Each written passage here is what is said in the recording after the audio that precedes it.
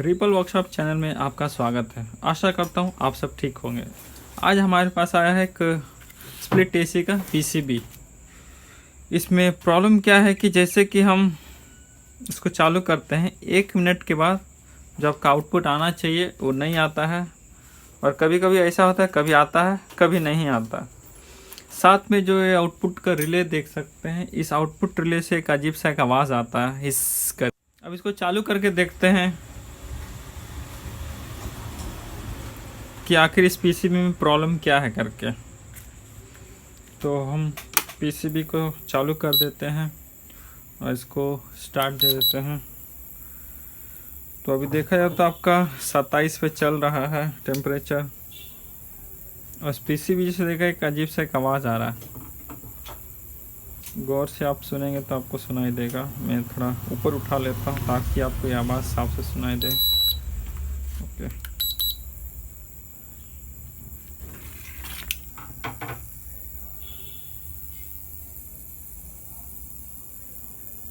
एक अजीब सा इस करके आवाज़ आ रहा। अब इसको हम उलट के रिले का जो वोल्टेज है चेक कर लेते हैं कि कितना आ रहा है इसका आउटपुट वोल्टेज। इसका आउटपुट देखा जाए तो अभी 9 वोल्ट आ रहा है, जबकि ये रिले को आपको 12 वोल्ट आना चाहिए, जो आपको सिर्फ 9 वोल्ट आ रहा। शायद इस रिले में जो इलेक्ट्रोमैग्नेट है उसको आके सप्लाई पूरी तरह से नहीं मिलने के कारण आपको जो ये आवाज़ आ रहा है। तो अब ये सप्लाई क्यों कम आ रहा है, इसको हम पीसीबी में ट्रेस करते हैं फॉल्ट कहाँ से इसका प्रॉब्लम है करके। इसके लिए हमको पहले पीसीबी में एक ग्राउंड वायर सोल्डरिंग कर लेते हैं। इसमें हम एक ग्राउंड वायर सोल्डरिंग कर लिए हैं।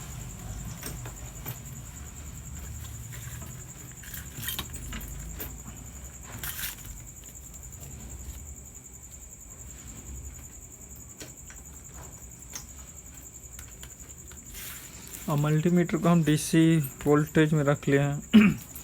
अब हम इसको चालू करते हैं, फिर से देखते हैं कि हमारा पीसीबी चालू हो गया। अब इसको हम स्टार्ट देते हैं तो स्टार्ट हो गया है। जैसे कि इस रिले में देखा जाए तो जो पॉजिटिव है आपको सीधा आके 12 वोल्ट आएगा। पॉजिटिव जो है सीधा आपको रिले पे आता है। आपका जो नेगेटिव है वो आपको LM 2003 आईसी से आपको ग्राउंड आके इसमें से आता है। आपको LM 2003 का पिन नंबर इसको ट्रेस करेंगे तो आपको इसे होके से जाके आपको इधर आ रहा है, यानी कि पिन नंबर 14 में आ रहा है। तो 14 में आपको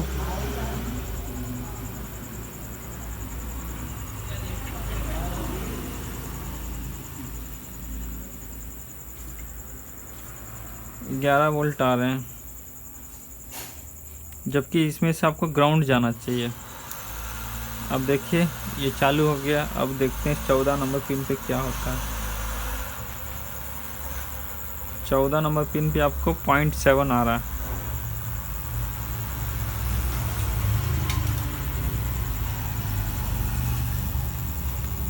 ये पूरी तरह से मैग्नेट नहीं बना पा रहा है, जिसके कारण आपको हिस करके आवाज़ आ रहा है। तब ये 12 वोल्ट इसको पक्का कैसे करें, क्यों 12 वोल्ट नहीं आ रहा, उसको ट्रेस करते जाते हैं ये 12 वोल्ट कहाँ से आ रहा है। तो हमारे पास एक 7805 है, जिसके एक साइड 5 वोल्ट है और एक साइड 12 वोल्ट है, बीच में ग्राउंड है। तो इसमें आपको 12 वोल्ट आ रहे हैं कि देख लेते हैं। देखा जाए तो यहाँ पर भी आपको 10 वोल्ट ही आ रहा है। तब इससे और आगे जाते हैं।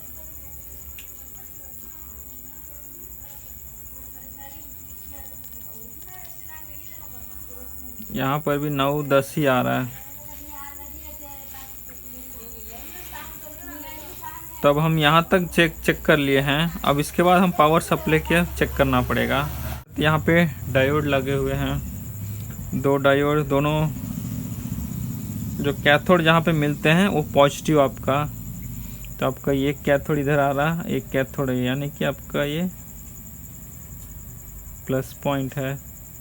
पॉजिटिव पॉइंट पे हम रखते हैं तो आपका 218 आ रहा है,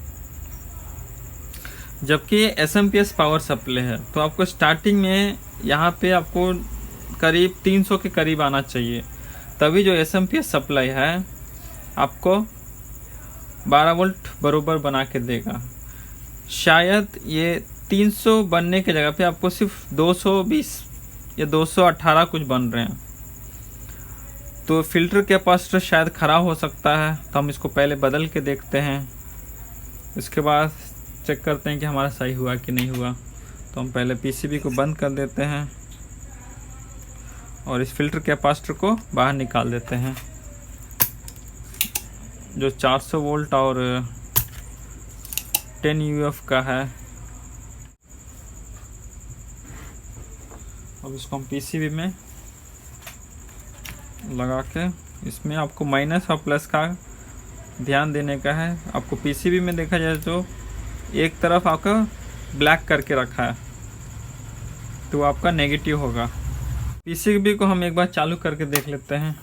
जैसे कि हम सप्लाई दे दिए हैं, अब इसको स्टार्ट करते हैं। अब हम पावर सप्लाई में जिस जगह पे कैपेसिटर बदले थे उस जगह पे एक बार चेक कर लेते हैं कितने आ रहे हैं करके। तो अभी आप देख सकते हैं, तो आपका सप्लाई आके 324 के करीब हो गया है, जहाँ पे आपको सिर्फ 220 या 218 कुछ मिल रहे थे। तो इस फिल्टर कैपेसिटर को बदलने के बाद आपका जो वोल्टेज है 1.5 गुना हो गया है। जो 220 था अब 320 हो गया, यानी 100 वोल्ट का आपका जो बूस्ट करके दे रहा है कैपेसिटर।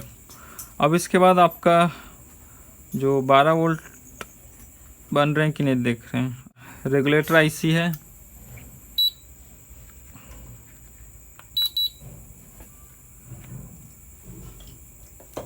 एक साइड हमारा 12 वोल्ट और एक साइड हमारा 5 वोल्ट बन रहा है, बीच वाला हमारा ग्राउंड है। देख सकते हैं यहाँ रेगुलेटर IC से लेके जाके इधर आ रहा है। अब हमारा जो 12 वोल्ट का सप्लाई है पूरा हो गया है, अब बनने लगा है, देख सकते हैं 11.1 12 वोल्ट के करीब आ गया है। इस फिल्टर कैपेसिटर को हम बदल दिए, बदलने के बाद देखा जाता है जो रिले से आवाज़ आ रही थी अब नहीं आ रही है। उसका कारण ये भी हो सकता है कि जैसे कि आपका पावर सप्लाई जो था पहले डिस्टर्ब्स था, जो प्योर DC होता है फिल्टर, अब फिल्टर खोलने के बाद आपका जो सप्लाई है स्मूथ हो गया है, जिसके कारण जो ये रिले से आवाज़ अब नहीं आ रहा है। अब आपका PCB ओके हो गया। इस वीडियो में दी गई जानकारी से अगर कुछ आपको सीखने को मिला है तो अपने दोस्तों को शेयर करिएगा। फिर मिलते हैं। Okay, good bye.